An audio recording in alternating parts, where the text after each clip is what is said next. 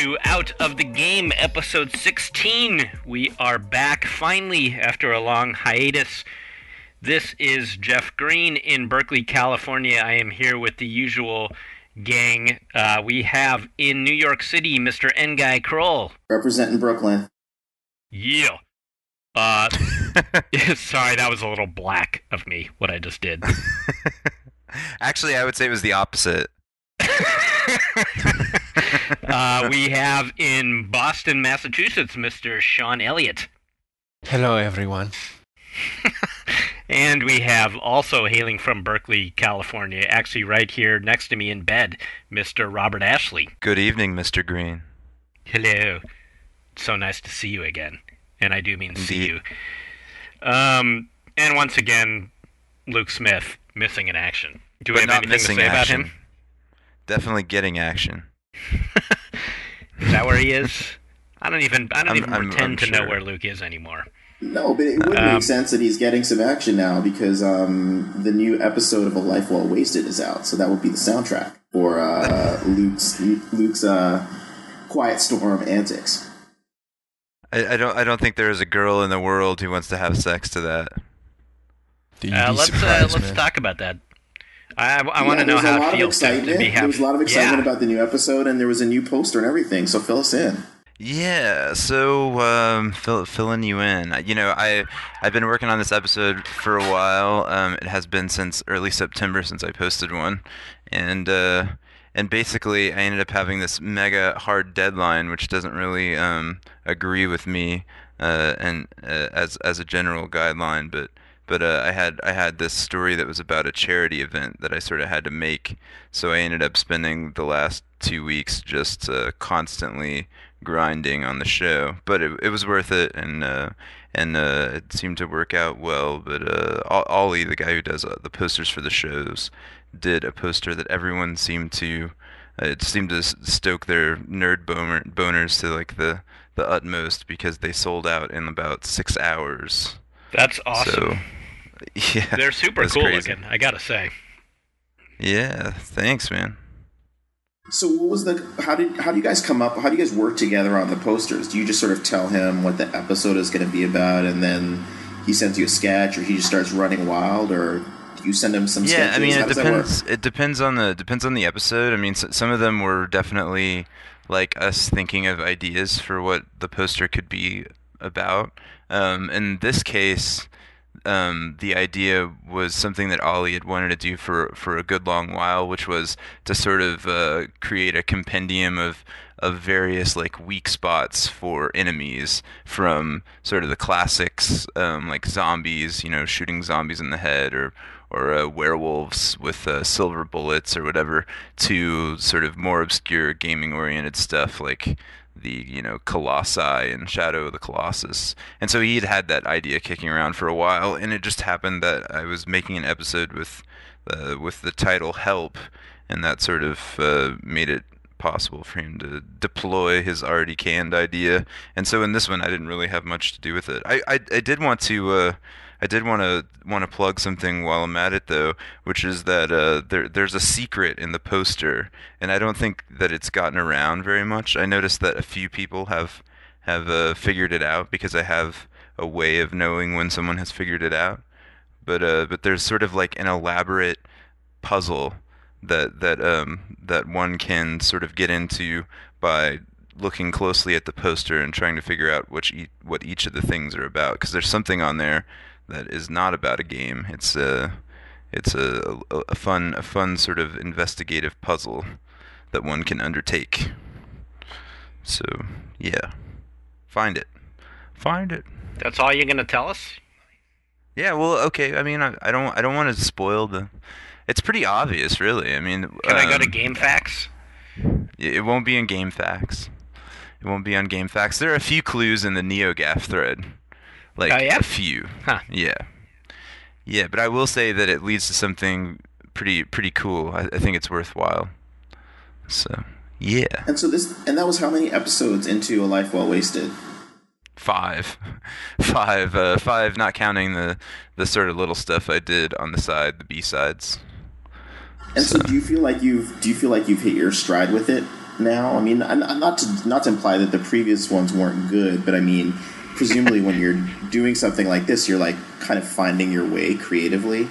I mean, like, where would you say you're at with it now? I wish I was hitting my stride, but I still feel like I'm figuring things out all the time. Like, this one was really hard, and somehow just stayed hard the entire time, whereas, like, the one I did before, I put a lot of time into, but somehow it came easier to me than this one. I don't know. I really don't know what I'm doing, so it's a lot of, like, flailing around, trying to figure out the basics of what it is that I'm doing. But I would like to get into a stride. That sounds appealing. When you do feel like that you are in a stride and that you know what you're doing, why don't you let me know, and then I'll listen to one of them. Excellent. I will let you know. I'm just kidding you. The only one I haven't listened to is this new one. But Yeah, the reviews are good. Yeah, I think it's pretty good. I don't think it's as good as the fourth one, but that's just me. Well, usually this is the moment in the show where Sean starts yawning and expresses that he's bored with how serious we've gotten and cracks a joke about male genitalia. Sean, what do you got for us? I can make something up. I'm just listening. To put you on the spot. No, right this moment. Okay, let's put someone on the spot. Let's come up with an analogy. I'm thinking about how, when you're drunk, or when you know someone else that's been smoking some marijuana, and the whole time they're like, "Man, I'm so drunk. Are you drunk?" Or they're like, "I'm so high. Are you high? How high are you?" And they're basically looking for some kind of like they want to know for certain that they're not alone in the state of mind that they're in, and they want company. Sure. And it's absolutely important, and they're reassuring you. I think making noise during sex is pretty much the same thing. Really? I definitely think it can be, but that's sad. It's not. I think are you as ripped as me? I dispute that. And you can help someone. Then they know it's like they can relax. They're like, all right, I don't have to hide that I'm totally ripped right now or drunk or whatever. I think that's probably like or enjoying yourself. That's the prostitutes. Isn't that the prostitutes' angle? That's like what they do, right? Yeah, it's like if you're lucky. that's a lot. That's a lot of acting to ask for. I suppose. Maybe I'm just paying more than you guys. One would think the fee would include the acting. Exactly. I guess so. But that might be. I wouldn't claim to have a great deal of experience in this arena. Oh man, please. This would actually be a segue. I can throw this out since we're not going to do this on the topic. Like recent reading, I looked a lot into just different things with the evolution of infidelity, and some startling, especially troubling. Well, I don't know. It goes both ways. Whether you're a man or you're a woman, there's some troubling discoveries, and one of them is that when a woman's cheating on you, she's much more likelier to have a real orgasm, and and in addition to that, they speculate that that's one reason they're much more likely to fake an orgasm when they're with the partner that they're normally with and that they're not cheating on. And the thought there is that they're encouraging you that basically everything's good, in the same way that maybe a husband who's cheating will make sure that he shows some sexual interest in his main partner. I'm all paranoid now. Yeah, dude, it gets worse, man. It gets worse. There's like, when a woman cheats on you, she's far likelier to do it when she's at the most fertile time in her cycle. And let's see, I'm just gonna throw a bunch of this random stuff out here since. So you can just like put a lockdown on like around that time. Like, sorry, we're staying in tonight. Well, if you look at it, actually, if you look at the history of, basically, depending on cultures and different points in time, the way that men's insecurity and their fear of being cuckolded has led to just like really harsh cultural restrictions, down to where you had, kings that had full-blown harems, and the restrictions they placed on the girls and women in there. It kind of fits the profile. But the main thing in the story of it, and what it has to do with evolution, is just that the key difference, of course, from an evolutionary perspective between men and women is that one, a man can be cuckolded and a woman never can, which is just to say that, if a woman has a child, there's 100% chance that it's hers, whereas man's never certain of that up until recent, which are negligible as far as evolutionary history goes. There's certainly no time to react to paternity tests as far as your genetic makeup goes, and then likewise that a man can impregnate as many women as he could possibly, as are willing to have sex with him, whereas a woman can only have one child every 9 months at most, unless of course she's having twins and stuff. But and those two key differences, it's interesting just how much of what we understand, I don't want to be too deterministic about it, but how much of what we understand about the way that men react to women and jealousies and specifically the sorts of things that make people of each gender jealous fit in with that. But another interesting thing on that whole, I'll just keep it to the anecdotal stuff. So we've known for a long time that primates, the bigger their nutsack, basically, the more promiscuous they are. So say, for example, like a gorilla, which has a harem, and there's almost no chance that he's going to be cuckolded, because for another male to impregnate, one of the female gorillas in his harem, he has to basically fight him and get into his territory. So he basically goes around, the silverback goes around with his harem of women, and he has the tiniest nuts and blows the tiniest load because there's no chance that he's going to deal with someone. Whereas, if you go to like bonobos or other species that are entirely promiscuous, they have enormous nutsacks and they blast huge loads because they're basically competing against other sperm inside. On like sheer statistics, you're just trying to have the most ammo. Yeah, basically, yeah. You're trying to have the most ammo. And there's similar things where there's different bird species where they'll actually irritate the cloaca of a female bird, right before they mate with them or something that causes them to eject anything that they've already got in there. And so, depending on some animals, like actually sperm competition gets really, really bizarre. But in humans, the interesting thing is that we've known in certain other species of animals that, like, if you separate the male from his partner, like in more monogamous species, he'll blow double the load when he has intercourse with her. And they found that sure enough, it's the same in humans. So like if you've been with your wife all day long and there's no, you can account for every single moment of her time, your load's going to be a lot more measly than if, she was away for a couple days, or, there's a big gap in time and you weren't certain, you can't account for actually what she was up to. You're going to blow a bigger load. Well, we wanted Sean to I will speak undertake a measurement of this. How do they this is the gross stuff about how they actually figure this out, because likewise a woman is far more likely to retain sperm with copulatory orgasms that they have that they're more likely to have while cheating.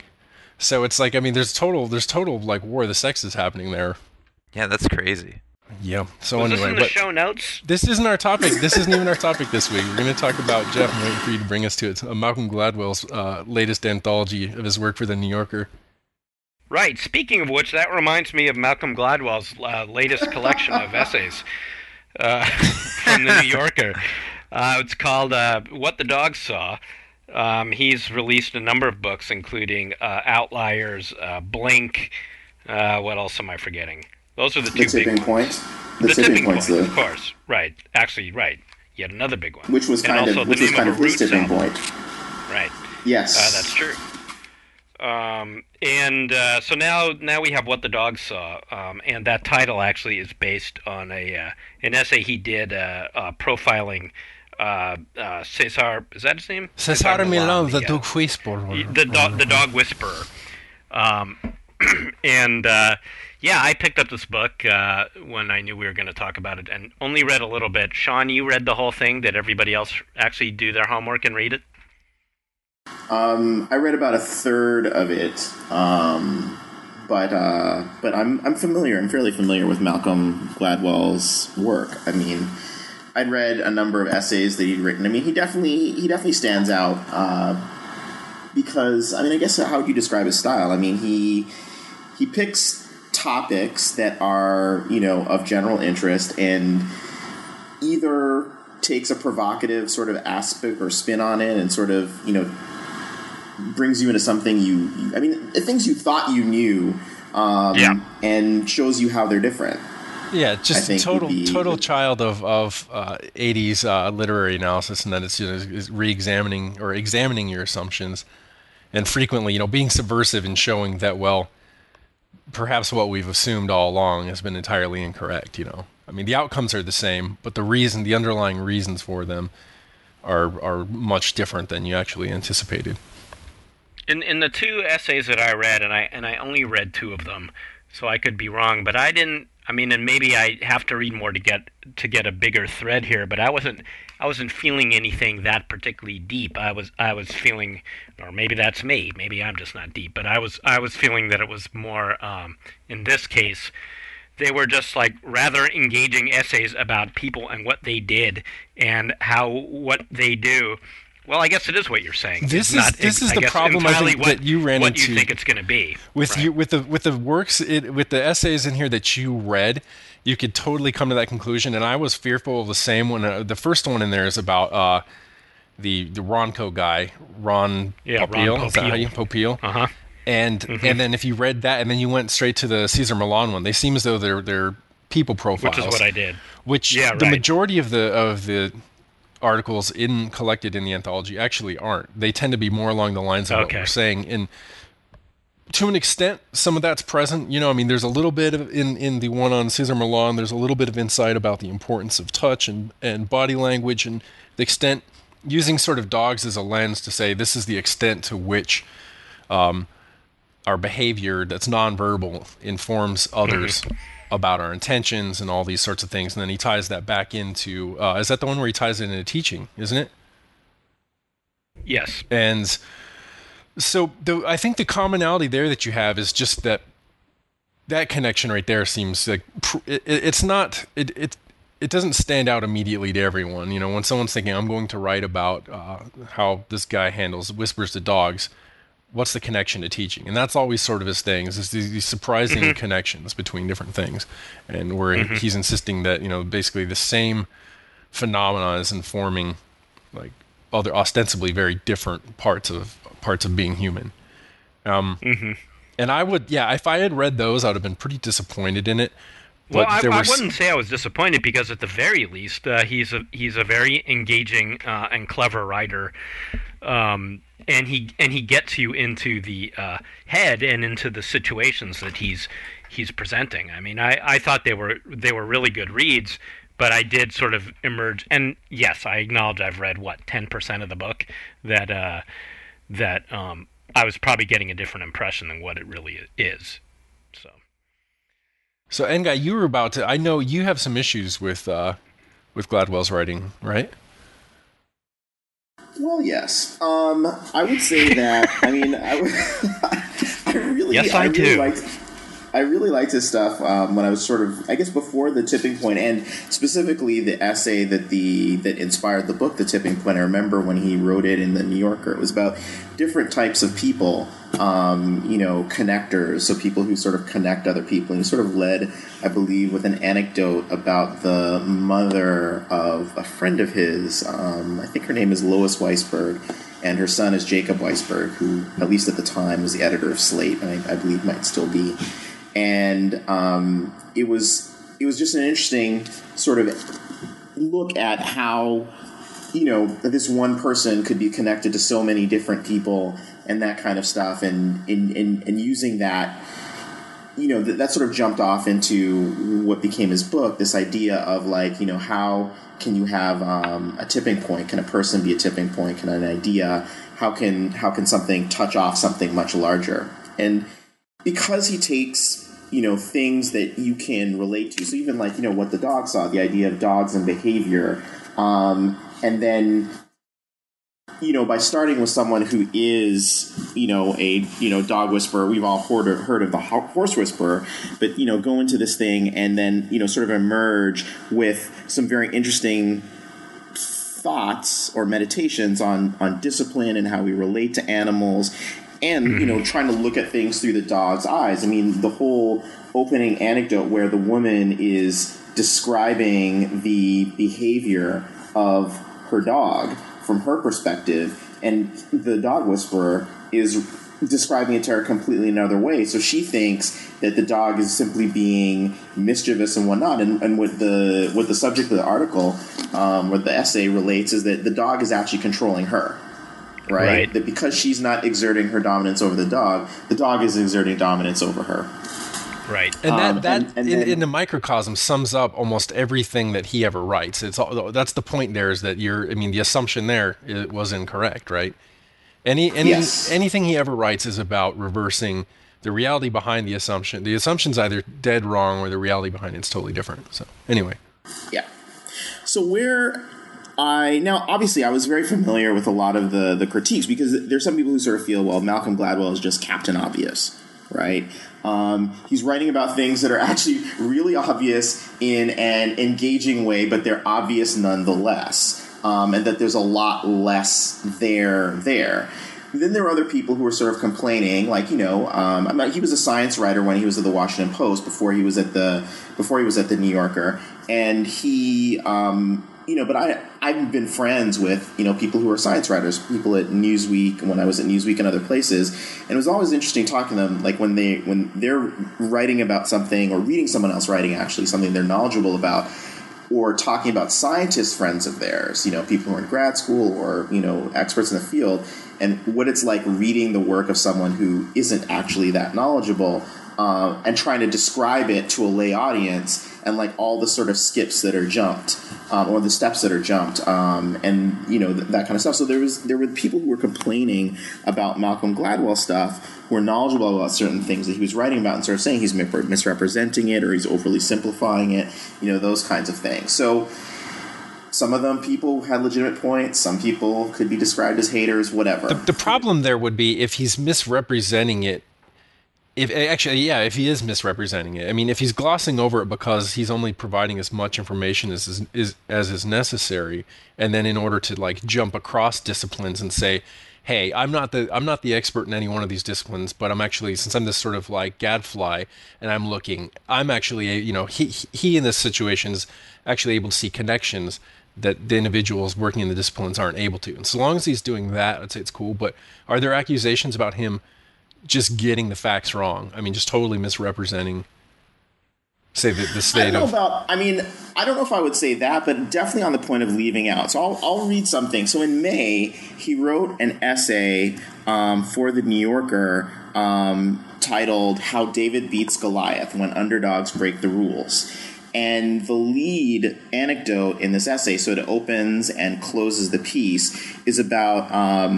a man from Mumbai who'd been in the United States for a number of years and decided to coach, I believe, his daughter's, it was like preteen and teen basketball team. And the girls weren't very good. And so he was like, well, what are we going to do in order to win games? So I'll read an excerpt from it, and then I'll read sort of what I said in response. Vivek Ranadive was puzzled by the way Americans played basketball. He is from Mumbai. He grew up with cricket and soccer. He would never forget the first time he saw a basketball game. He thought it was mindless. Team A would score and then immediately retreat to its own end of the court. Team B would inbound the ball and dribble it into Team A's end, where Team A was patiently waiting. Then the process would reverse itself. A basketball court was 94 feet long, but most of the time a team only defended about 24 feet of that, conceding the other 70 feet. Occasionally, teams would play a full-court press. That is, they would contest their opponent's attempt to advance the ball up the court, but they would only do it for a few minutes at a time. It was as if there were a kind of conspiracy in the basketball world about the way the game ought to be played, and Ranadive thought that conspiracy had the effect of widening the gap between good teams and weak teams. Good teams, after all, had players who were tall and could dribble and shoot well. They could crisply execute their carefully prepared plays in their opponent's end. Why then did weak teams play in a way that made it easy for good teams to do the things that made them so very good? So what he's talking about in this whole thing is what he ended up doing was, we're going to take these girls, they weren't tall, they couldn't shoot, they couldn't dribble that well, they didn't play pickup every night. So, and as he described them, they were little blonde girls from Menlo Park and Redwood City. He was going to have them get in really good shape and press the whole game. And what happened?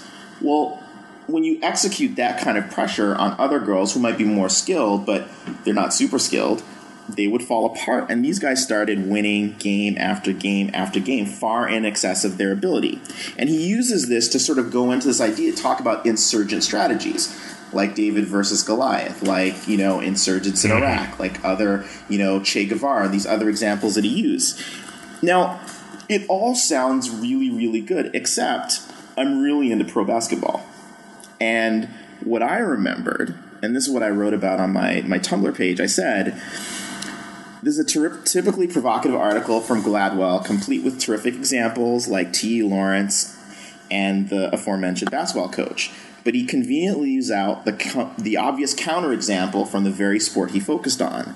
What happened to Rick Pitino when he tried to bring his full-court press from the University of Kentucky to the Boston Celtics?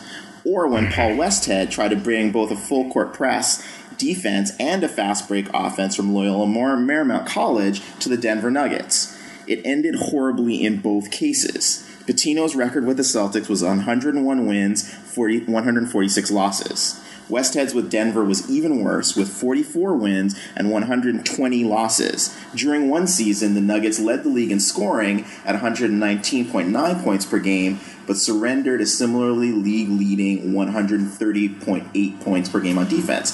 So my whole thing was like, it's not that the idea of like using the full court press to look at insurgency or whatever isn't interesting, but at the very highest level on which basketball is played, so not junior league, not high school, not college, in the pros, full court press doesn't work. I would actually be surprised. Well, go ahead, finish. No, so my whole thing was like, well, the counter example, it's not even so much that he should have invalidated a story and not written it, but to me, the thing was to say, like, all right, if basketball is his leading example, and when you get to the very highest level of play, it doesn't work, this insurgent strategy, what does that then say about the other examples he's looking at, the other types, whether it's business or war or something else? What are examples when you're going up against the best of the best? Without having read it, let me defend it like hypothetically, though. If he's specifically talking, the scope of his article is specifically talking about girls, what is it? It was collegiate basketball or high school basketball. And the analogy exists there in the beginning because that was sort of the breakthrough that led the coach to think, let's strategize along these lines. And it provided, unless Gladwell says anywhere explicitly in his essay that he thinks that the same tactics would carry over to NBA, I would give him a pass, especially because actually in What the Dog Saw, one of the chapters is about sort of the impossibility of picking the impossibility of truly knowing who you're hiring based especially on the interview processes that exist, but also say, when you're picking a they call it the quarterback problem, when you're going to pick a quarterback for the NFL. And the problem this is exactly the same, is that the spread that works so phenomenally well and actually defines college football would be a totally disastrous tactic to run in the NFL, because the guys on the defense are just so fast and so good that they would just basically shut it down instantly. They would run through and they'd sack your quarterback every single time. And so the problem then in choosing quarterbacks, in drafting quarterbacks based on their college performance, is that you never really get a sense for how they'll perform under NFL conditions, because the game is so different, even though it's technically the same game, but the metagame is different. So it's just surprising for me to see him, if he would make the exact same mistake when there he is in the other story pointing it out. Actually, I should look at this now. I'll let you respond to that, but I'm curious on the dates, if this was published after the one you're talking about. Well, I can... Is there a link in here? I don't know if there's a link in here. But like I said, the article's titled How David Beats Goliath. So if you Google that, and Gladwell will probably turn up. The thing is that he actually didn't deal with pro basketball at all. And I mean, I believe he talks to Pitino, he talks to some other college coaches, and then, like I said, it deals with a bunch of other things. But I mean, I was really taken, obviously, the idea of insurgent tactics, especially in post 9/11, America, being in Iraq and Afghanistan, and being in some degree of quagmire, depending on how you look at it. This stuff is really interesting, but where I sort of felt was when it broke down on something I knew, it made me sort of wonder. It's like, well, had he just sort of like, why would he leave this out? Like, why not sort of push the idea even further? Because it wasn't the kind of essay where I felt like he was arguing something that he had to be right, like that it had to be right 100% of the time. I thought it was the kind of thing like where, by examining those examples where an insurgent strategy didn't work, as opposed to the very because he does finish up how the story ended, which was basically they were outraging these girls. The other teams were outraged because they could tell, look, here's a clearly less skilled team. They're running this up, and other teams would refuse to play them. So they had to abandon. They couldn't the full adapt court to press. it though. Like you would expect, because haven't there been similar things, basically like game-changing tactics that have been introduced in the NFL over the years that everyone reacts to, and they work phenomenally well for a short time. But then as soon as everyone, expands their playbook to account for that, then they become useless. Beating a full court press isn't hard in the NBA. I mean, like anytime you see it introduced, like someone will try it, and a lot of teams will selectively use a full court press. But the way you beat a full court press is you pass over it, right? They'll be crowding the person on the baseline, so you just have someone who would normally be in the front court come into the back court, and so the person can pass the ball over. But what happens, again, these girls were like, 10, 11, 12, 13, like in around that age group. They didn't have the composure to deal with something like that on a game-by-game basis. And especially, they couldn't, preparing for something like that. They couldn't kick it with on a composure. game-by-game basis was hard. They couldn't fuck Demi Moore in Disclosure. I said they didn't have the composure to deal with the situation. So again, it's a great story, really well told. I mean, the opening stories in this that I read, the first one was Ron Popeil and the Conquest of the American Kitchen. Before we move on, I want to take the opportunity though. No, I'm not moving on. I'm not moving on for a minute. I just want to talk about how he writes these stories. I mean, but if it's specifically though on the note of misleading, and when you're familiar enough with the information to be like extra skeptical of something.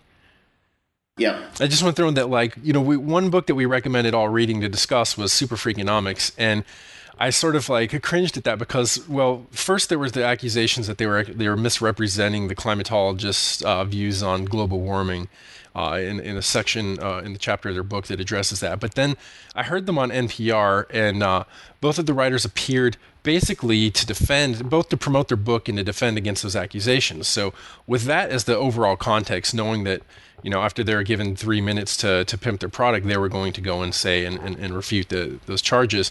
The first thing they did, they were asked to provide a fascinating story or snippet of their book. And the one that they chose was about, they characterized it as about altruism. And the first thing they mentioned was a study in which it is a game. I think it was Tversky conducted it, where you put two people in a room and you give one person some money, and then the other person who's separated off by a screen, and they say, you can keep all this money or you can give some of this money to this other person. And that's where they stopped it. They basically said, in this experiment, these were the conditions it was conducted under, and what they found out was that people, sorry, I'm getting distracted. Okay. Didn't know if I was supposed to read this. All right, let me start again. We'll just edit this. So they totally mischaracterized the conditions in which this experiment was conducted. They said it was, you put a person in a room, you give them some money, and you put a person in another room, and you tell the person with the money, it's up to you, you can give this person some money or not. And of course, in the experiment, the majority of people ended up giving a good share of, if it was $10, they'd give them $4 or $5 or whatever. And so they wanted to refute that and say, well, of course, this isn't the way the world works. All that shows you is that in, this experimental environment, people behave differently than in the street, because when you're walking down the street, you're not going to give $10. If you have $10 in your pocket, you're not going to be like, oh, well, I better give $5 to this bum here. But the problem is that the experiment rules are actually that the person who would receive something can decline the offer, and if they decline the offer, both participants walk away empty-handed, and both participants know this before before the game has started. And so just by that simple misrepresentation, and all of their conclusions were entirely worthless because they didn't even characterize this basic, it is oft-repeated, oft-cited study. And I just couldn't believe what I was hearing. I was like, wait a minute, these guys are on NPR, and specifically to talk to reassure people that they're not misrepresenting their sources. I just couldn't believe it. So that was one of those moments for me where, like, I'm definitely not going to pay money for this book. Mm-hmm. Well, and that experiment was talked about. That was one of the things that Jonah Lehrer talked about in the book that we read earlier in the show, right? Yeah, I believe that same experiment was talked about. Yeah, over and over. Just like even reading Gladwell's book, it's funny how so many of these same experiments just keep coming up again and again. Right. Well, and that's the thing about these guys have in common, whether it's Jonah Lehrer, Malcolm Gladwell, or the Freakonomics guys, is, I guess, iconoclasm, right? Taking things, again, that we thought we understood and showing it from a different light, finding people that illustrate those examples and that kind of stuff. And I will say one other thing, because as I was reading the foreword to Gladwell's collection, I found something that I thought was, in the last paragraph, that I couldn't tell, was he being defensive or just sort of explaining his thing. So I'll just read it really fast. He says, "Nothing frustrates me more than someone who reads something of mine or anyone else's and says angrily, 'I don't buy it.' Why are they angry? Good writing does not succeed or fail on the strength of its ability to persuade. Not the kind of writing that you'll find in this book anyway. It succeeds or fails on the strength of its ability to engage you, to make you think, to give you a glimpse into someone else's head, even if in the end you conclude that someone else's head is not a place you'd really like to be.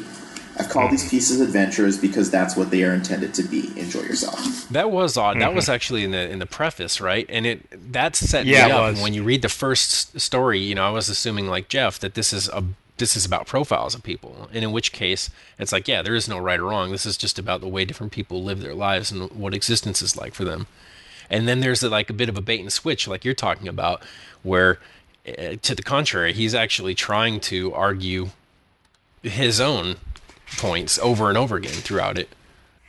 Yeah, that struck me as odd too, and it seemed it felt oddly defensive, as if like I didn't see why he would care. Why it struck me as a really bizarre way to start the book. Well, the setup it's pure Proust. I mean, Proust would argue that, good literature, like a good writer, isn't someone who's taking you on a trip to Mars and letting you see, the Martian surface, so much as he's basically, you're becoming that person and experiencing Mars through another person's perspective entirely. And I think he's drawing on that tradition there. But the problem then is that, like I was saying, that's not really what the book is about or what it aims to do. Maybe 2 or 3 of the entire collected pieces do that, and I don't think those do that all that well, because even the one on Cesar Millan, it's not really about what it's like to be him. It's like what is it like to observe him from a different point of view of someone who actually, some of the dance teachers and some of the other people that study human movement, because Cesar himself is, he was uneducated. He illegally crossed the border, and he never really paid much attention to what he was doing. He just did it because it came naturally, so to speak. That's what he did his entire life. Yeah, I think the reason he cares is, like, look, I mean, he's a what the Tipping Point did, and the books that followed, is marked his transition from, a reporter, writer, and essayist to public intellectual. And as a public intellectual, I mean, his credibility is tested. I mean, there are people who have, parts or all of their blogs devoted to sort of debunking his work. So, it's similar to the Super Freakonomics guys going on NPR. Obviously, they had a book coming out, but to defend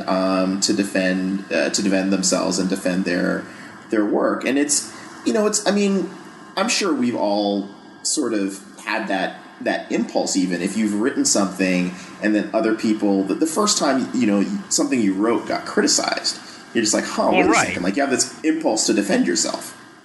Well, of course you do, but I can't imagine that I would start a column by saying, Yeah, it really irritates me that some people don't get that I'm being satirical.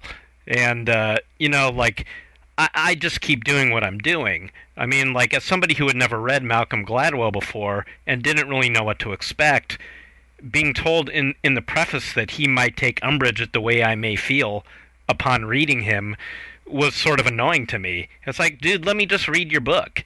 And then if you're good at what you do, then I'll form my own conclusions. But don't tell me what not to think before I start doing it. There's such a literary tradition of doing that, though, and in some cases, I'm especially used to encountering it whenever someone's talking about evolution, because they constantly want to remind, well, yeah, like in examples I just told, that if you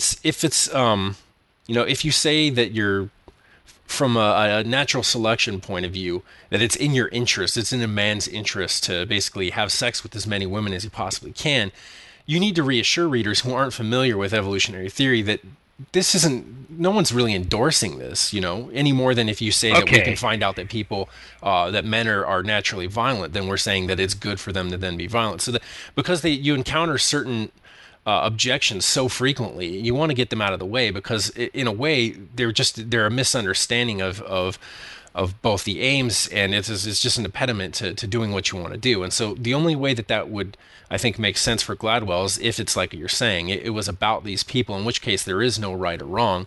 This is, unless they're committing crimes or something, but this is just about how people understand themselves in the world. But it's very distinctly not the case.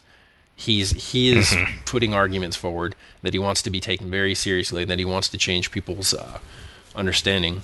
Mm-hmm. Yeah, and not all of the, certainly not in this one, all the essays are not like that. I think, he's a terrific reporter and makes very good observations. I mean, for instance, the one of the early essays in here, the ketchup conundrum, and the subtitle is "Mustard now comes in dozens of varieties. Why has ketchup stayed the same?" So part of that there is something that, like, even just from reading the title, it's kind of something you haven't thought about, but immediately there's something that rings true about it, right? Before you've even started to read it, and then you're kind of like, "Huh, I hadn't thought about that." And then I thought the piece. Yeah, go ahead. Sorry, I know. It's surprising that I'm still here. Hi, Robert. But when we start talking ketchup and mustard, now we're talking about something that I can get down with. And to me, that also just jumps out as, like, another super obvious kind of question to ask, that an answer just comes immediately to you, and that's that mustard is the stuff of gourmet. And people have fetishized it and turned it to a million things. Ketchup is the stuff of McDonald's, But that is actually the case with his argument with mustard, is that it started off and it wasn't gourmet, and it is now seen as gourmet specifically through the marketing efforts of the Grey Poupon Company. I guess, but you can go to France and go to Dijon, but you can't go to France and go to ketchup. You know what I'm saying? Well, it's an interesting part of what made it interesting was, so he breaks down the history of both mustard and ketchup, and he gets into people. He finds an inventor who spent a lot of money trying to create a new kind of ketchup that should be able to break through. But basically, the varieties that people have allowed for mustard, they haven't allowed for ketchup, and he gets into sort of the science of taste a bit, and the different kinds of notes, and basically how the challenge with all of the people who've tried to compete with the Heinz formula and come up with these gourmet ketchups is they appeal strongly to people whose tastes are inclined more in one direction or another, but they lose people in the middle, and that Heinz just hits the middle really, really well. I mean, I don't know if you guys would agree that that's a good summary of it. But yeah, just to supplement, is that actually ketchup, almost unique among condiments and foods, is that it hits all five tastes. Salty. I'm going to run down them all the way up from salty, sweet, bitter to umami, which is the recently discovered taste that's also called savory, and it's a whole discussion in of itself. But it's associated with like Parmesan cheese, and depending on the type of every type of international cuisine has something to basically fill that gap, from soy sauce in Asian countries to types of cheeses and stuff. But anyway, yeah, ketchup is unique in that it basically satisfies along every single one of those lines. And along those lines, I think everyone eats ketchup. Everyone will put Heinz on their hamburger or something, or eat French fries with it. But Not there are me. plenty of food. There are plenty of food people who wouldn't touch French's mustard. I'm the opposite. I frickin' hate ketchup Yeah. on anything. So they don't need to invent a new kind. I won't eat that either. You might be. I like ketchup in very mutant. limited areas. Sorry, what were you saying, N-Guy? No, I was just saying that Jeff might be a mutant if he doesn't like ketchup. I mean, it hits all the 5 tastes. Maybe I just don't like all 5 tastes at once. I don't know. I know that the first time that I went to France and I sat down, this was way before I knew my wife. I just was there traveling, and I went into a cafe and I ordered a steak frite, steak with fries. And because I was an American, they brought out a Heinz ketchup for me for my fries. Because they just assumed that that's what all Americans did, and I didn't want it. I had no use for it. You were profiled. Yeah, and I was all like, "In your face, Frenchie." I was hoping. Did any of you guys read the chapter on the difference between panicking and choking? It's basically reasons for people to fail. No. All right. Let me give you this link. Well, this requires 2 things. I was like hoping that we'd read that because it was like just the perfect example of it. There's this recent YouTube that's been going around, and it's called Doc Ellis and the LSD No-No.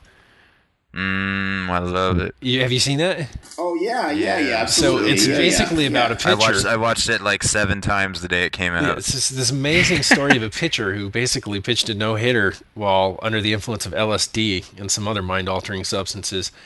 And so I think I marked a few pages. So anyway, like to summarize in like 2 sentences, I think the thesis of that chapter, The Art of Failure, is that choking is about thinking too much and panic is about thinking too little.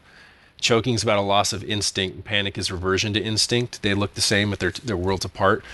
But he goes on to various other anecdotes about women losing tennis matches when they're, every sign points to them just being, or golf matches where, the person should win by every expectation and then suddenly just falls apart at the end. And specifically, the problem in their case isn't, unlike panicking, where they can't think of what to do. They're basically overthinking it. And then instead of, relying on all the muscle memory that they've built up, they're becoming a novice again where, like us, certainly me, if I go to play golf, I'm constantly thinking about where my body's at in every part of the swing and how I'm going to approach it, as opposed to, real golfers just go. That's kind of what sex is like just for go me. up and do it. You're telling yourself, I don't even want to get there. You're like, Where does this go? It's like entirely. I'm working all the levers from inside my brain. What did Dan Quinn say about the violin again? Oh shit! Did he say you use this hand or you use the right hand? You guys ever see Dan Quinn teaching the violin? What is that? Dan Quinn, he's like this nut job on YouTube who's clearly schizophrenic and he's on lithium, but he's convinced that stevia, the the sugar substitute, that when mixed 50-50 in water and when you skim the soapy substance off the top that's produced and then you just drink nothing but that, you replace all liquid in your diet with this stevia water that he calls pure H2O or cold fusion, that you'll basically solve global warming, you can bring back the dead, you turn yourself into a muscle man. But it's really weird because he looks like the unfit fit guy from Family Guy, where like kind of like what was that guy? Like the old 50s stars before like the Schwarzenegger era of like rip, definition and mass. There were guys like John Wayne that like by today's standards they'd be like the unfit fit guy. But anyway, Kirk Douglas. He does that, but he always, in addition to his rants about stevia and stuff, he just randomly goes into this thing about this sexual technique he has called the violin, and that he can produce dozens of orgasms in a woman a minute, and he calls it their birthright, Maitreya, the birthright. But anyway, yeah. That long explanation for the joke was that when you're trying to hit it, you start thinking about what Dan Quinn told you, getting all fucking confused. I see. No. I'm usually just thinking about food. But so back to the chapter, the perfect thing is the whole time I'm reading it, I was thinking about Doc Ellis's No-No. You know, it was like so clear. It's like, okay, the guy was just like so messed up that he was like so inhibited from feeling like performance anxiety or from worrying about what, you know, what's the crowd going to think? What are people watching going to think? He didn't even know when you listen to it. He didn't even know where the fuck he was. You know, someone comes up and he's like, "You're pitching a no-no," and he's like, "Oh shit, what's that?" You know, like he was so fucked up. I can tell you that by far the best game of pinball I ever played in my life, I was on psychedelics. People have all of these stories about that. Like there are a lot of weird stories about people, like, you know, winning 10 games of ping pong in a row, or like playing amazing games of pinball. Let's think of video games too. We talked about this before, like back in the Brodeo days. I remember one time talking about how like various levels of inebriation can lend a hand in certain kinds of games. Like I remember being obsessed with Geometry Wars and playing that basically like for, you know, 20 minutes a day for 3 or 4 months, which is not something I do with games very often. And so I got to see what it was like to sort of try to get high scores in that game on every possible like level of inebriation, and there was some sort of sweet spot where I was always better. Yeah. And I think that's just really weird. Dude, that goes for like for fighting games, especially for me, because the movesets, there's like such intricate movesets and there's so much to memorize and there's so many different things that you can do that, like, when I'm on PCP, I don't think of those. I just, no, when you're sober, you get into the thing, and it's very easy to feel yourself choking. You're like, I'm sitting here, and I'm like thinking, okay, how do I do this move? And it doesn't matter, you know. Whereas in another state, you're just like on top of the world, you know. You're just talking shit. You're not gonna beat me, and it doesn't even, you don't even know what you're doing, and you play like phenomenally well, and people can't even believe like how fucking effectively you're playing. I've actually noticed that some of the best scores I'll ever get in Bejeweled Blitz, you know, the 1 minute lightning fast version of Bejeweled, is when I'm on the phone or doing something else where my mind is not fully engaged in the game. Yeah, totally. Same. Then I'll do better. Somehow I'm not fully, I'm not uptight about what every next move is going to be. I'm just doing it.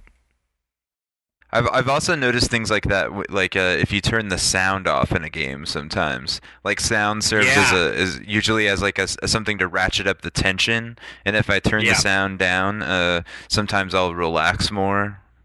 Yeah, I did that a couple times in Modern Warfare 2.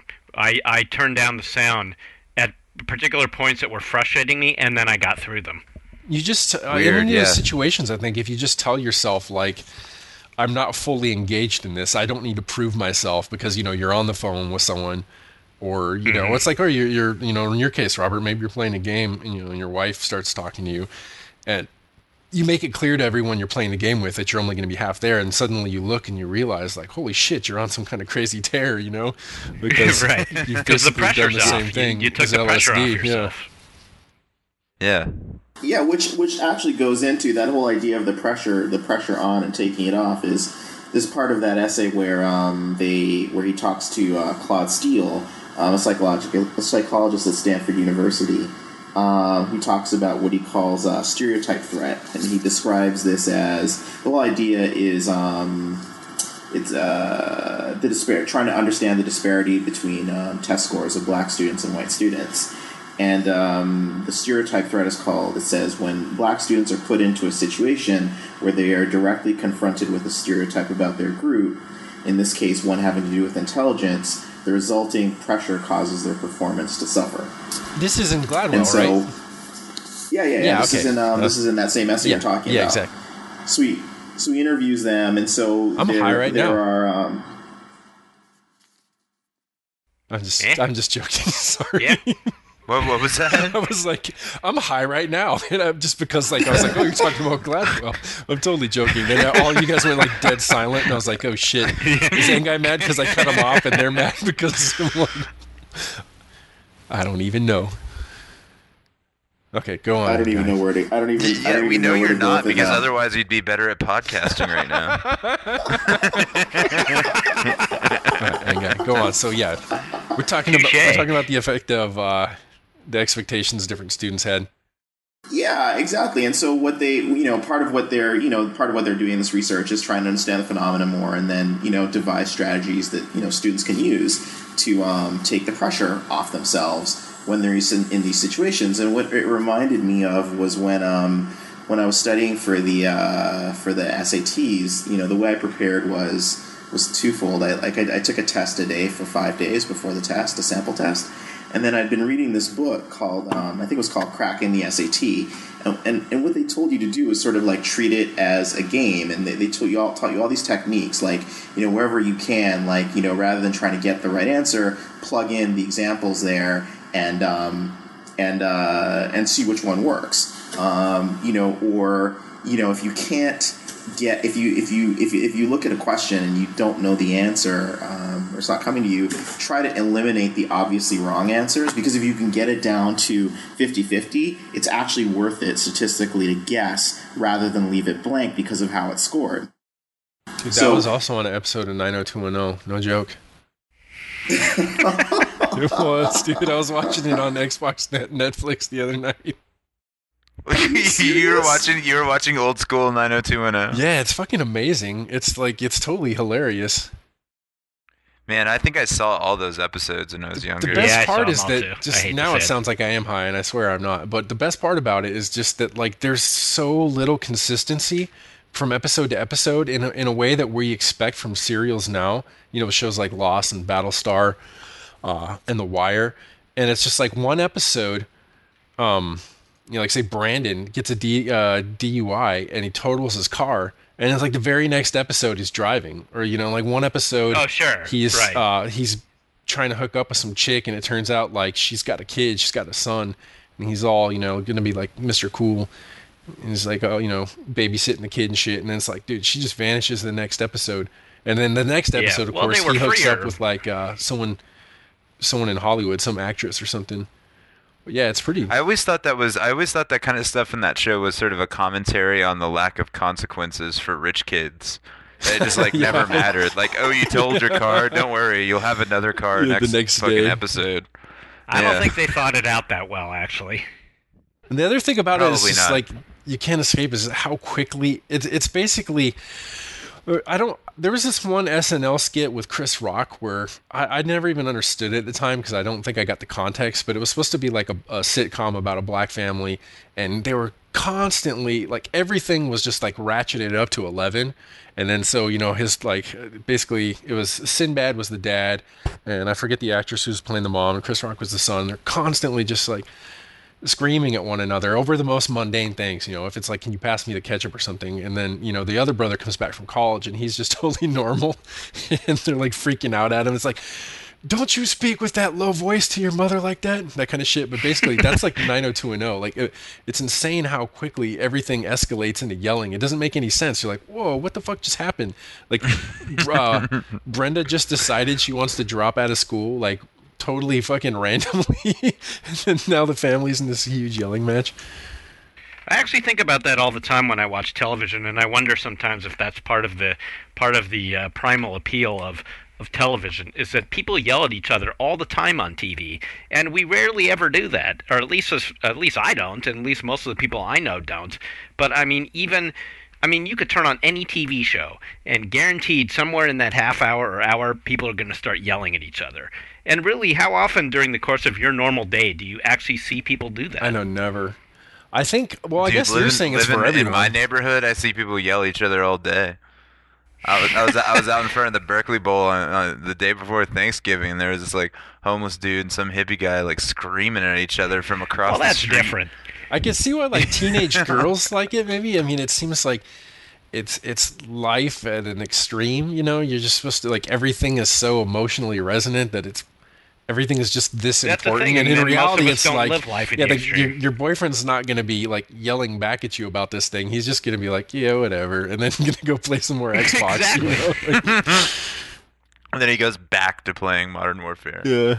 I think it's a very. So I can cleverly segue into the other topic we're going to talk about, which is mostly about me. I hate to say it. So but we could just discuss it in generalities. But this was about the National Novel Writing Competition that I did this month, and it's actually ending tomorrow, and I'm 600 words away. But the reason I thought of it just now was getting back on this choke thing and this idea of pressure being off.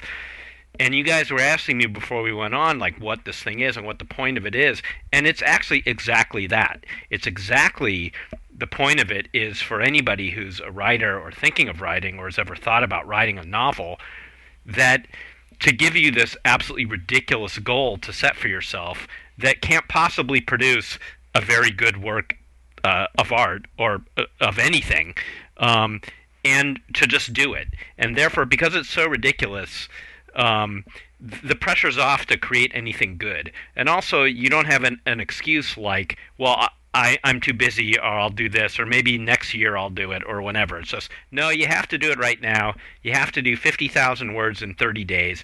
And the thing is, there's no judge here. No one is going to judge it at all. No one, in fact, even has to read it except you, or even you. And you can just and keep not even writing. has to. You But don't who even is have to look going back. to read it? Like, I mean, not yours in Right, and particular, who- because I know you'll have people reading yours. No, but no. like, for the majority of people that do it, what's the outcome? Like, who's going to read it? Right. Well, the outcome's going to be nothing. I mean, it's just for you to say you did it, basically, like climbing a mountain. But just in terms of for writers and on this issue of pressure, I found it to be, now that I'm almost done here, an incredibly liberating experience. And a really great experience. It doesn't matter that what I wrote is very likely to be a piece of shit. What it did, though, it allowed me to write a piece of shit. You know what I mean? Like, it's the And you were difference between constipated. thinking, well, someday I'll learn how to write a book, or someday I'll do it.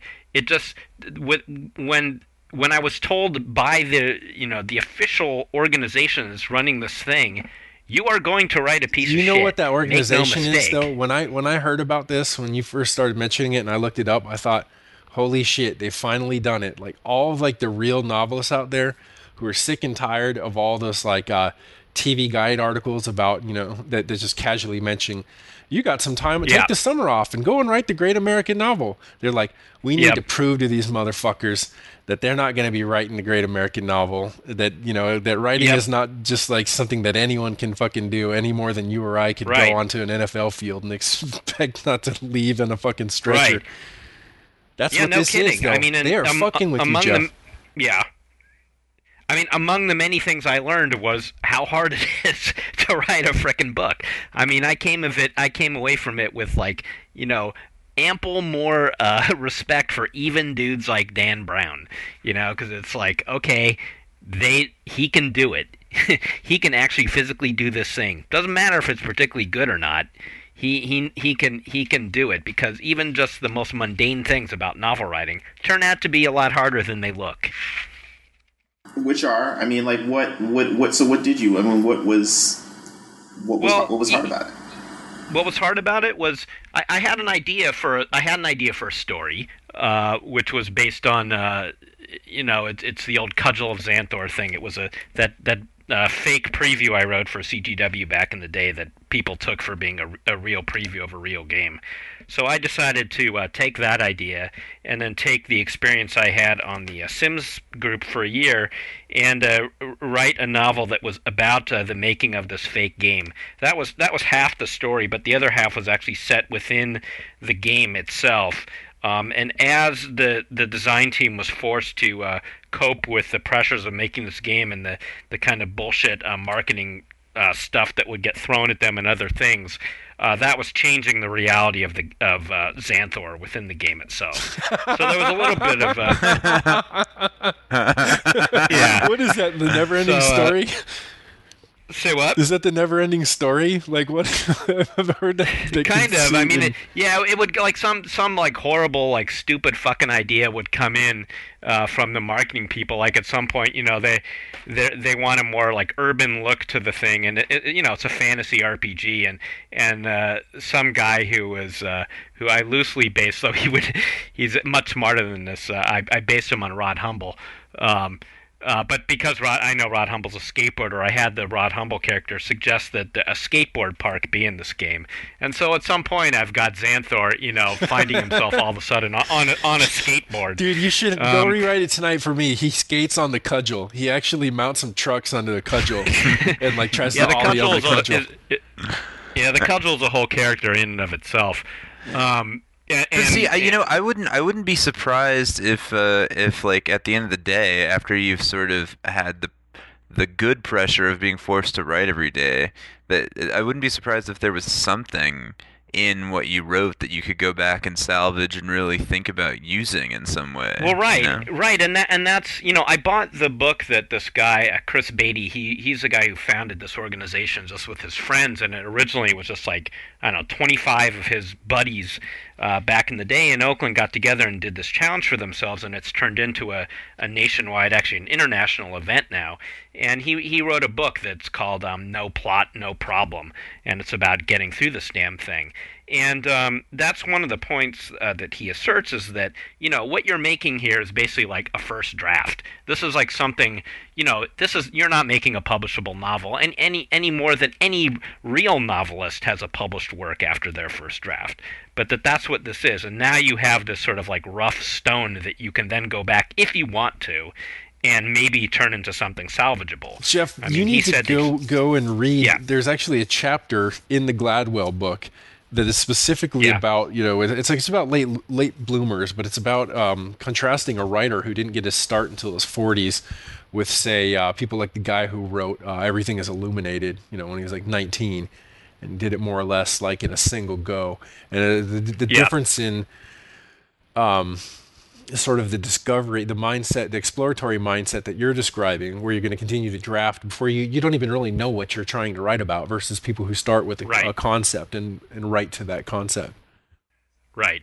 Yeah, all I had was the concept, and then I made myself write every single day, well, almost every day, and the story kind of emerged as it went along. But I mean, to answer Engai's question from before about what I found difficult, it was just all the most basic things that you take for granted in terms of, like, I wrote a play a couple years ago, so I know how to write dialogue and stage directions, and I've been writing essays and columns and whatever for years.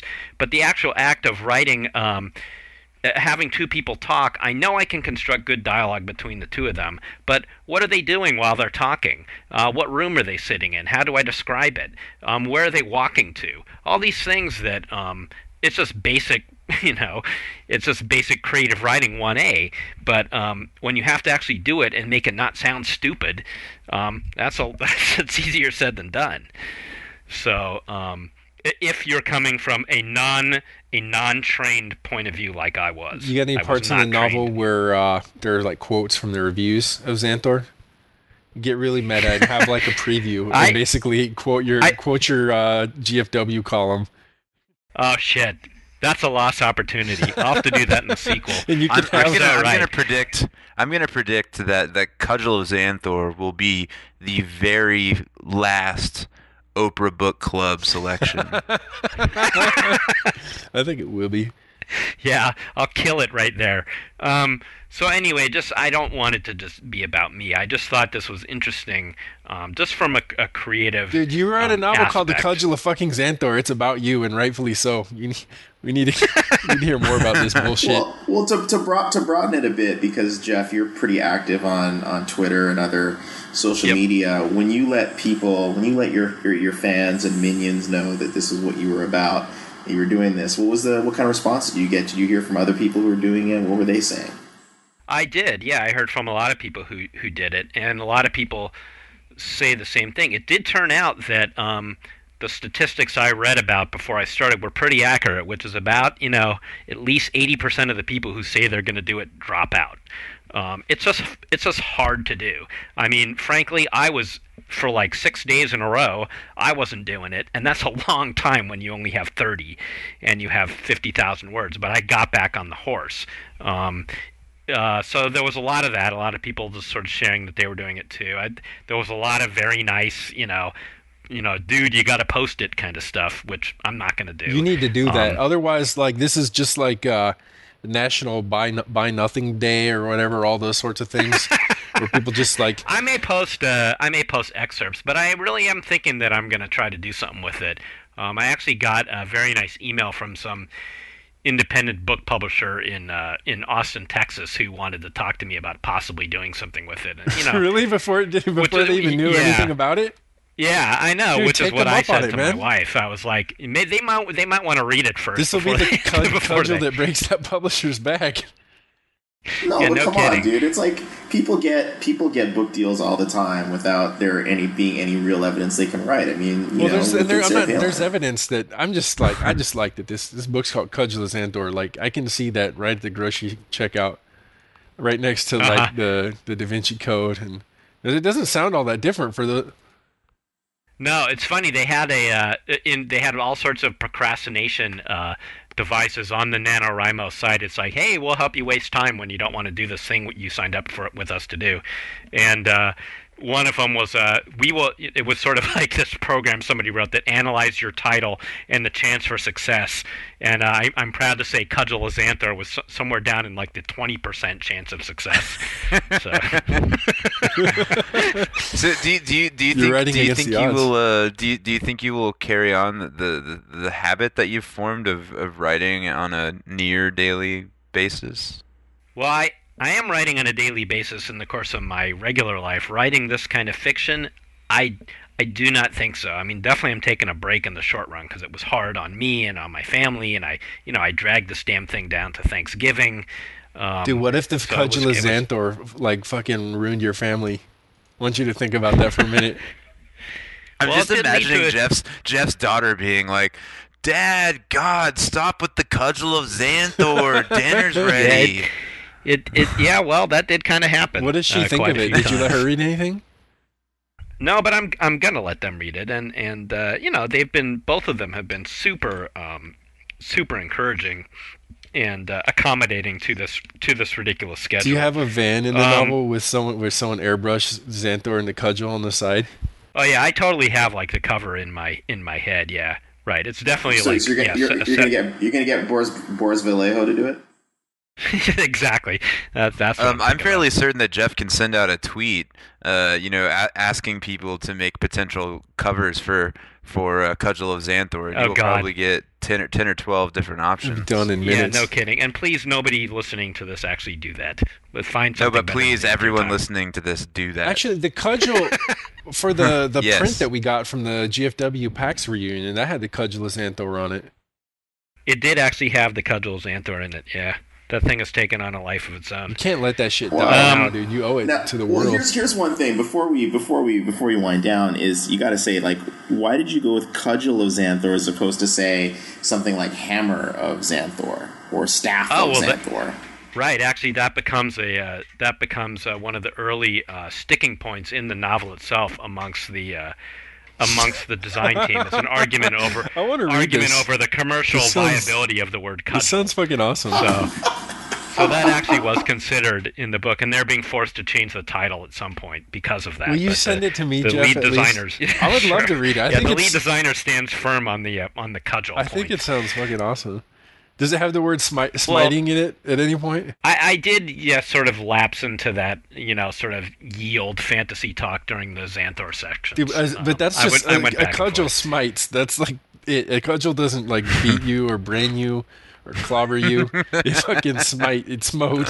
You're right, it does It has smite. I'll have to smokes. do a word search to see.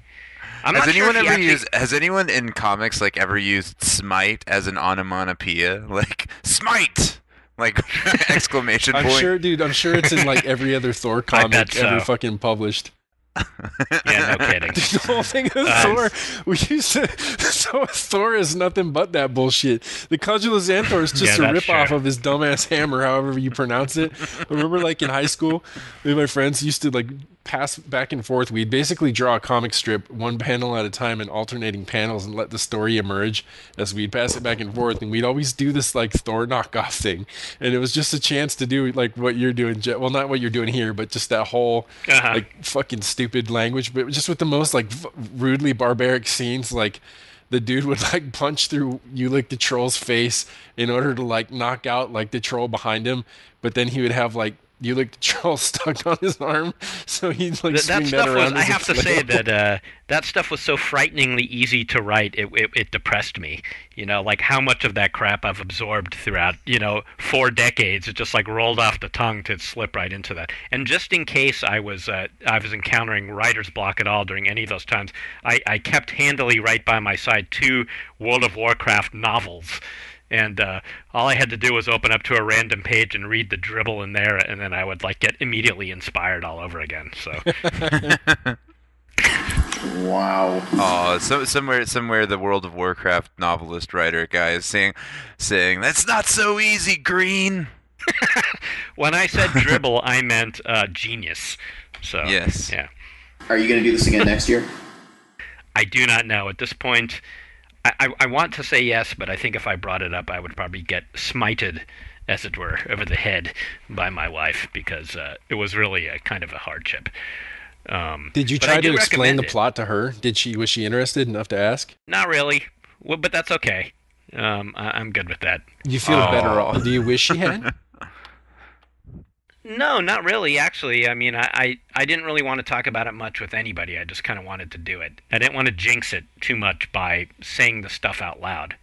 I worked out a lot of it in my head as I was writing, and I've always been that way with my writing. I don't know about you guys, but I never like to talk about my stuff in progress. Till it's done. So, Yeah, if you're serious, I want to read it. If you want my feedback, it sounds pretty promising to me. the thing is, again, you're talking like fast writing in a rough draft. I mean, when I went back and looked at some of the stuff, I only did that one day. I went back and I looked at stuff I wrote, and I never did that again because I kind of wanted to quit. I do think there's some good stuff in there. I do think there's some salvageable comedy, but is it a novel? I have no idea. However, I do recommend you guys do it. I was gonna ask, like, what do you think that as things continue to change in media and culture, that people will still consider the novel to be like the big mountain to climb? That everyone wants to write a novel, even like young people now, they talk about like wanting to write a novel, and I think it's funny because I don't know how many novels people are reading anymore. But beyond that, it seems to be this kind of like amazing challenge that everyone wants to do at some point. That's the crazy thing even about when I heard about this is like, really, why not a short story? Why not a novella? Yeah. Like why No, it's very why are they true. going straight for Right. like fucking K2 when they can't even get up the hill to the like junior college? But it's like exactly. it's like a marathon or a triathlon, right? It's like, I mean, if you said it's like, yeah, do a 100-yard dash. I mean, like, it's over in a bit. I think that's In some that's part ways- of it, is that.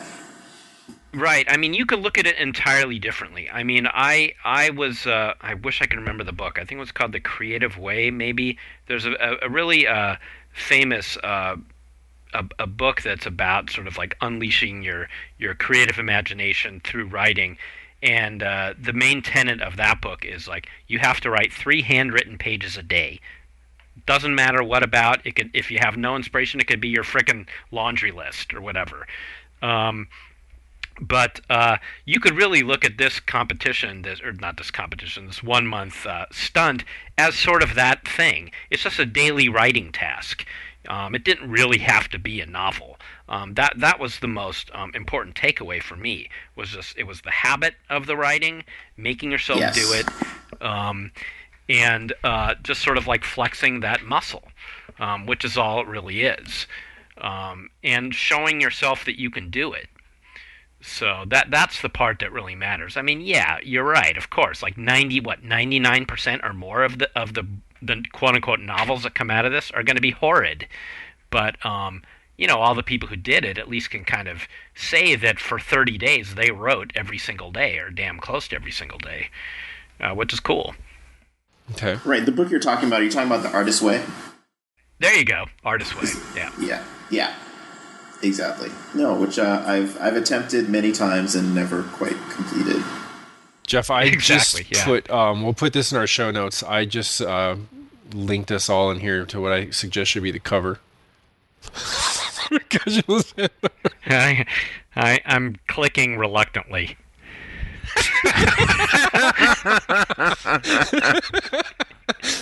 Laugh along with us when you look at the show notes.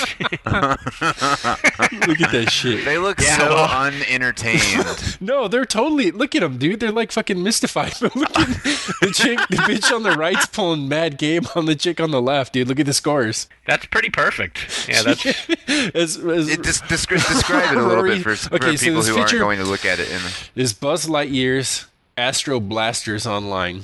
And it's a screenshot of apparently like you put your webcam. It involves a webcam, and it's two like dumpy Walmartian women with permanents wearing look like fucking floral print muumuus, and they're holding what appear to be sexual aids, and they're supposedly, you'd imagine they're blasting at something, or they're getting blasted.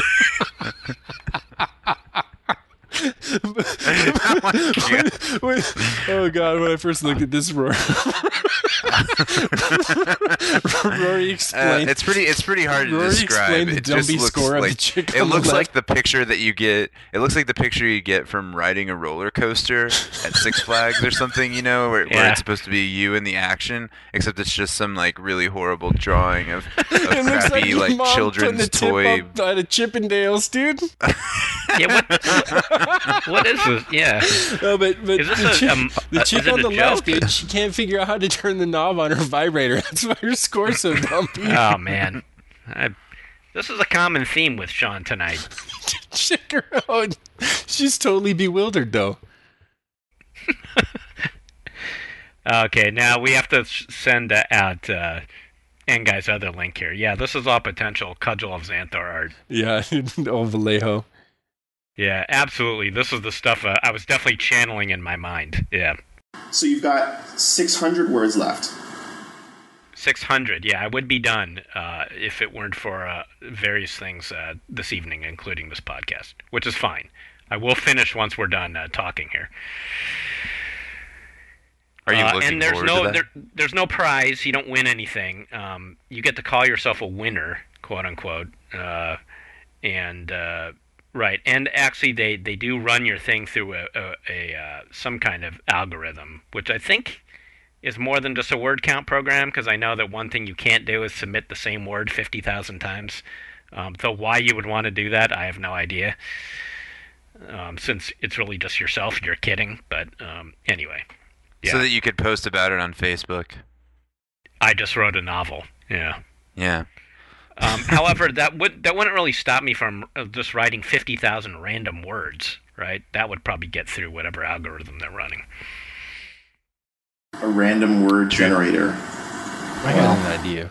I just got an idea for a podcast. What we're going to do one day is I'm going to save a whole bunch of links, the kind of shit I normally put on my Twitter, but we're going to go through them one by one, and we're going to come up with captions for them, and then I'll post them as we devise the captions. Come up with what for them? Captions. Like captions. Just for captions. The thing is, I don't often click your Twitter links anymore. I'm too scared. I was proud of this one. Check this final one right here. It takes a second to open, unfortunately. Can I do it with my family still awake? Yeah, it's totally family friendly. It's safe. All right. It's good like that. So my caption for this one, tell me when you've seen it. Oh. And that's What did he eat? This is the caption is if the bag don't get shit, you must acquit. So it's a dude being arrested, and it looks like they pull like a baggie of Coke or something off him, and they stick it on the car, and he eats it while they're not looking. Oh, okay. Wow, That's that's kind of amazing. That's some pretty smart thinking there. Yeah, it is instant. I guess, unless it like digests in your stomach and you have a heart attack. Yeah, you better hope the bag doesn't break. Like when mules, you heard of like mules that bring drugs across on flights from Mexico and Central America, and they basically just like eat just giant bricks full of Coke and shit. And then, but yeah, there's been some cases. It's not really funny. It's pretty horrible, but where the bag burst or something in their stomach, and they just instantly overdose on the flight. Yeah, that's not too funny. By the way, I just saw for the very first time in my life last night New Jack City. What a weird time to see that movie. Well, I just noticed it was sitting on Netflix streaming. I actually was pleasantly surprised by Wesley Snipes' acting. Quite good he was in that movie. And Chris Rock. He was great. Oh, Chris was great, man. Come on, he's like, "This should be calling me, man. Should be calling me." Yeah, that was great. However, not so great was Judd Nelson. I don't even know who that is. Yeah, I don't know how he ended up in that movie. I don't like the sound of it though. It must have been like the height of the Brat Pack or something. That was like some stunt casting that got him in there.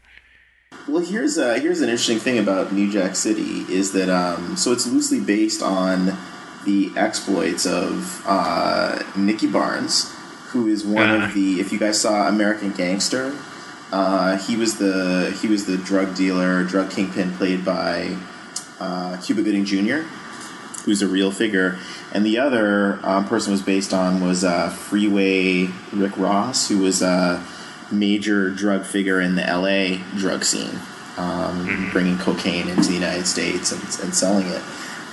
But New Jack City is a fun movie, and all kinds of people on the soundtrack. Ice-T did a track, and Queen Latifah, and all kinds of people.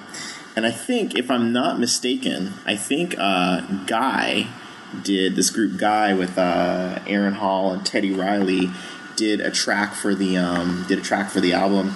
And what's interesting about Aaron Hall is that, I guess he's still sort of, I think he put out his last R&B album a few years back, but he is now also a dog whisperer. Interesting. Yeah, it all comes full circle. And there's a video of him on YouTube reforming dogs' behavior while being backed by his classic R&B tunes, and it's pretty amazing. It's pretty amazing. So I'll definitely provide. We'll definitely get that up on the show notes as well, so that people can enjoy it. But it's any number of things. But yeah, it was. Now, did you watch New Jack City by yourself, or was it a family kind of thing? Like, oh god, no, it was just like late night. I couldn't sleep, and it was on a Netflix watch it now sort of thing. So yeah, and it just was showing up there and now available. It was just a total random selection on my part. I was just going to tell you guys that as we're ending this show, I'm clicking through a thread in off-topic NeoGAF about people's tattoos, and there are some amazingly bad tattoos of video game characters and so on that make me feel really bad for the people who got them. Are there any fucking good tattoos of video game characters? No. And so maybe I should correct that. There are some very excellent tattoos of video game characters that make me sad for the people who got them. Yeah. Jeff, did you get a My Sims tattoo before you broke out? A My Sims tattoo? Yeah. Yes, but I'm not going to tell anybody where it's located. I'm guessing you went with the tramp. I'm guessing you went with the tramp stamp. Like it's you actually got the My Sims tramp stamp. Yeah. The logo. Those right are available now in the at EA.com in the store now. You can get My Sims tramp stamps. So go there now and check it out. Tell them I sent you. That's my one work plug. If you're 19 years old and you love something like video games or like music, like maybe there's a band that you really like, and you think to yourself that maybe you should get that band or that video game character tattooed on your body, do us all a favor and just give it 3 years. Just 3 years. Just chill on it. See how you feel 3 years from now, and you will be so thankful. All right, you're anti-tattoo, huh? No, I'm anti-stupid tattoo. Dude, tattoo's pretty stupid, Fair man. enough. I'm pretty anti-tattoo all around. It's just dumb. I've seen you put some tattoos that were stupid really ass shit on that yourself look really good on people. that looks cool when you're fucking like cute 19-year-old girl, and you look like you're fucking bound for people at Walmart.com like 10 years later. That is probably true. Yeah, dude. Think of the stuff. What is there in this world that you can have put on you other than situations like, a loved one has passed away or something and you want to, put something to remember them with or just to, to represent that. But what is there possibly that you could fucking put on you, Like let alone when you see people with like you said, video game characters, that's about as bad as it gets, or just some random dumb tribal tattoo or a calligraphic figure from another language that you don't even fucking speak. That's some dumbass shit, and dude. So much of it seems to be just personal marketing. Like if you tattoo this certain kind of tattoo on yourself, then that means you're this kind of person. You're in the club or something, you know? Like, I'm a drummer, so I gotta get some stupid tribal tattoos on my arms, so when I wear a wife beater, I look tough. Yeah, and but how trends are too, is that they're so fucking.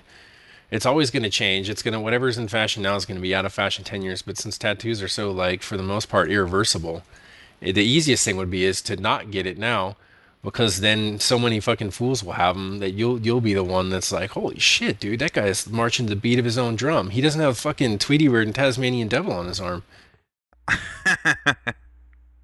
Yeah, that's how I've been living shit my whole life. I would definitely, if I had a lot of money, invest in tattoo removal for the future, because I think in about 20 years there's going to be a hell of a lot of business for it. Oh yeah, big time. Yeah, if you could come up with some like really effective way to do it, it doesn't leave like any trace whatsoever. That's something for Ron Popeil to do. Popeil, yeah, Ron Popeil could have some. There'll be an infomercial. Yeah. About the do-it-yourself fucking do-it-yourself tattoo removal. In the future, it'll be like teeth whitening. You'll just do it at home, and it'll make you scream. Popeil. Ron Popeil. After After reading about how charismatic that motherfucker is supposed to be, I went on YouTube and started looking at some of the shit, some of the infomercials. Oh God, man, such a bad used car salesman. I don't know. I mean, I could see at the time, but like as for fucking now, I don't know how he's even slightly effective. Well, we're more self-aware now than we were back in those days. Well, it wasn't. I mean, wasn't like 15 years ago that Jim Carrey spoofed him, where he was drinking that Juice Master thing. It was a Juice Weasel, and he started putting like shoe leather and like dirt and shit into it, and he drank it, and he got all hopped up, and he jumped out the studio window, but it was like 30 floors up, and he landed in this like fucking pretzel on the sidewalk below, and then they run up to him, and he just demands that they start pouring some of like the fucking froth from the Juice Weasel in his mouth, and he just sort of like pulls an exorcist and like puts all of his bones back into place and runs up the stairs. That was an In Living Color sketch. Yeah, dude. Yeah. Speaking of which, dude, randomly, since this is an opportunity to get out there, when you were talking about a Wesley Snipes movie, the first thing I thought of was Passenger 57, and then the next thing I thought of was like, it was either Living Color or Mad TV, where there was a spoof on the movie Alive when that had come out.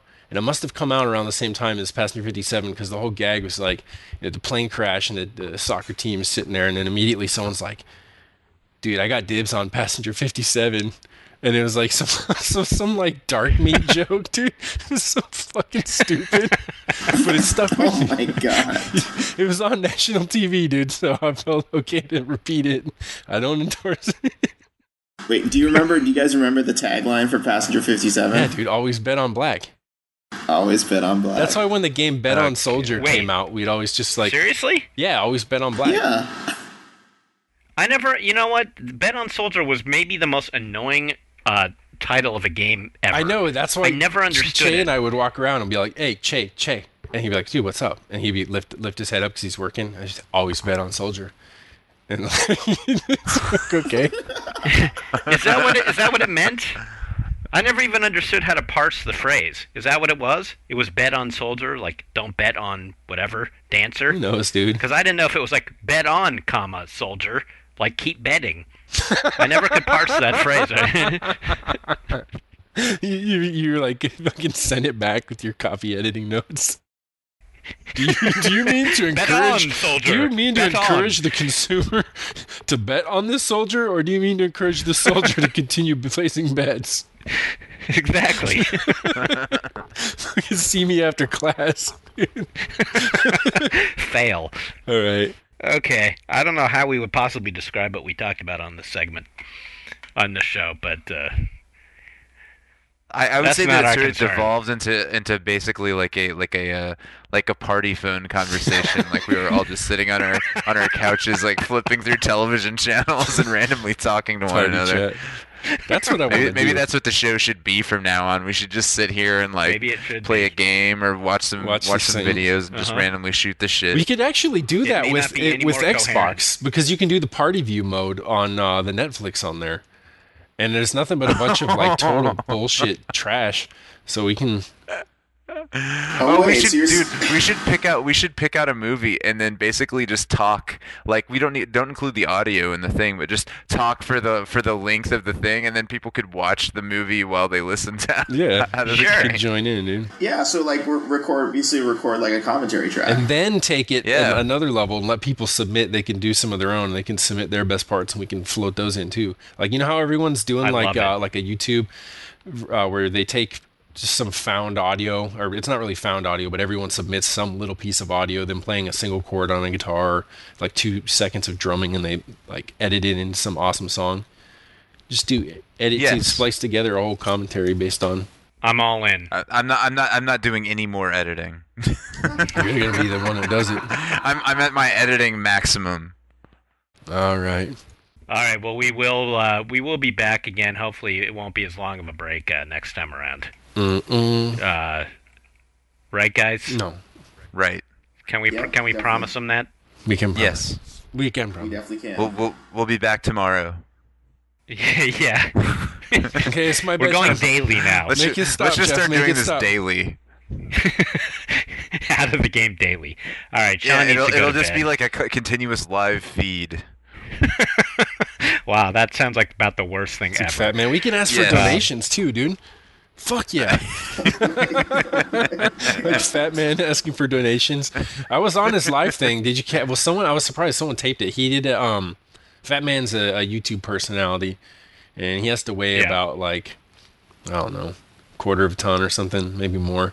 And he was doing call-ins on Skype, but he's always so fucking out of it that he didn't notice that it was just me calling with a different voice over and over again. That's funny. Jesus. Fat man. Okay, my daughter just came in and scolded me because we were going to start watching Firefly tonight, so I got to get off the phone here and do that with her. All right, all right. Okay, be a family man. Yes, we will all meet again here soon. Again. Okay. Again. Again. Good Bye. Thank you all for listening. Bye. Bye. Bye. Bye. Bye. Bye. Bye. Bye. Bye. Bye. Bye. Bye. Bye. Bye.